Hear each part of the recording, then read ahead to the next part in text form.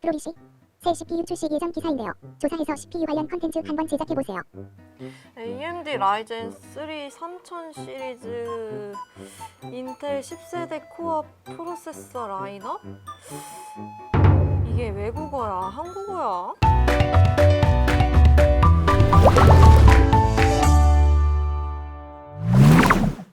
안녕하세요, 브로리입니다. 지금부터 컴리니 시점에서 CPU에 대해 차근차근 공부해봅시다.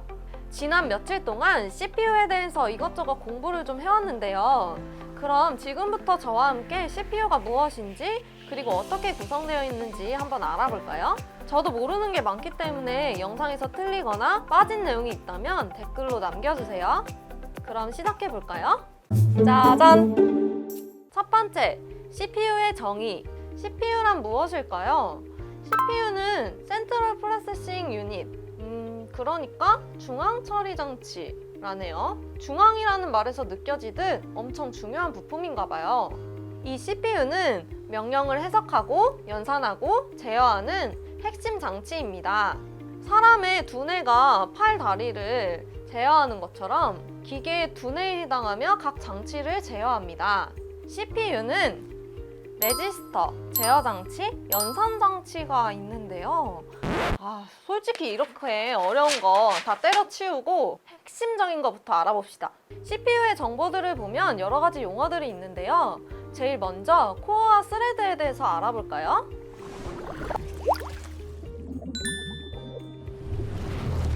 첫 번째, 코어. CPU의 안에는 코어로 구성되어 있는데요. 이것이 컴퓨터의 작업들을 처리합니다. CPU가 회사라면 코어는 직원이 되겠네요. 옛날에는 코어가 한 개뿐이었는데요. 인터넷, 음악, 문서 등 사용자가 여러 작업을 수행할 때 한꺼번에 처리하는 것처럼 보이지만 사실은 CPU가 열심히 그리고 빠르게 명령을 처리해서 마치 한꺼번에 처리하는 것처럼 보이는 거였죠. 그런데 한 코어에게 쉴 새 없이 과도한 업무를 주니까 슬슬 열이 받기 시작합니다. 더 이상의 업무를 주면 파업을 할 것만 같은 지경까지 오게 되는데요. 발열이 심해지면 느려지기도 하고 코어가 타는 경우도 있었습니다. 그래서 사장님은 많은 양의 업무를 소화하려면 직원을 더 늘려야겠다고 생각합니다. 직원이 2명이 되면 다중으로 많은 일을 처리할 수 있게 되었죠. 그래서 듀얼 코어, 쿼드 코어, 헥사 코어, 옥타 코어 등등이 생겨나게 된 것이죠. 그런데 2개의 코어가 일을 할 때 이만큼의 업무를 처리할 수 있는 것은 아니었습니다. 왜냐하면 2개의 코어가 소통을 해야 하는 딜레이도 있기 때문이죠. 하지만 궁극적으로 혼자 할 때보다 둘이 할 때보다 8명이 할 때 성능은 더 좋아졌습니다.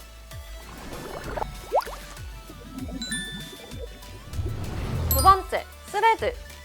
그럼 스레드란 무엇일까요?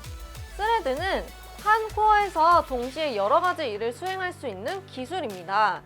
여기 제 컴퓨터의 윈도우 작업관리자에서 제 6코어 12스레드에 대한 이용률을 보시면 마치 각각의 코어가 분신술이라도 쓴 것처럼 스레드도 코어처럼 표현되는 것으로 볼 수 있습니다. 코어에 생각할 수 있는 길을 여러 가지 갈래로 나눠준 게 스레드라고 볼 수 있겠죠? 하지만 물리적 코어는 하나이기 때문에 논리적으로 둘을 나누었다고 해서 2의 성능을 내는 것은 아니지만 여러 가지 일을 동시에 할 수 있으니 작업량은 많아지겠죠?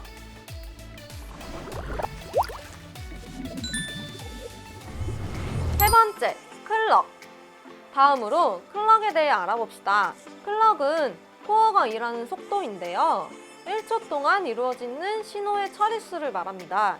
컴퓨터는 0과 1만의 언어로 소통하는데요. 이걸 이진법이라고 하죠. 헤르츠는 0과 1의 신호가 한 번씩 실행되는 주기입니다.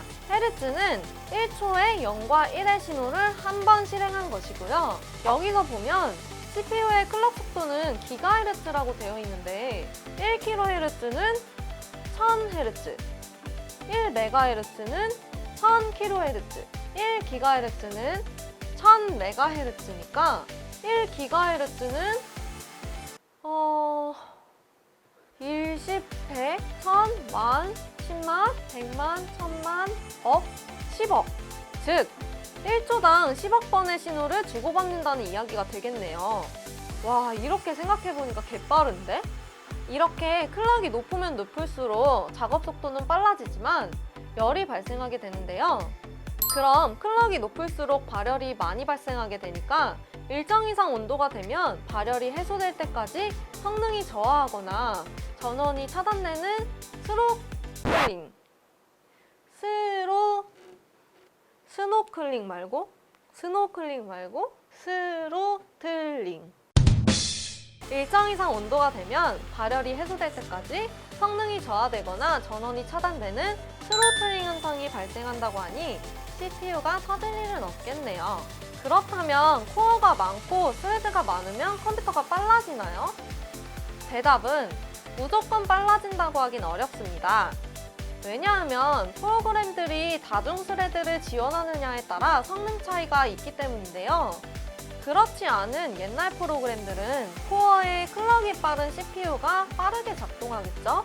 아니 근데 배그는 왜 옛날 게임도 아니면서 네 번째, 캐시 메모리.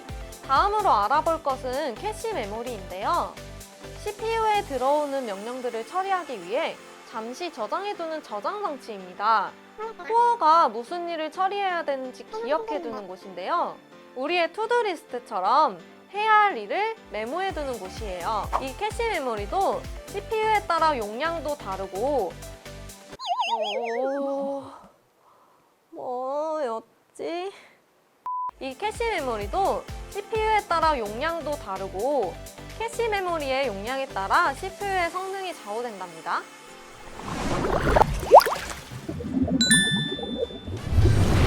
자, 이상으로 CPU를 구성하는 중요한 4가지 요소들을 알아보았는데요.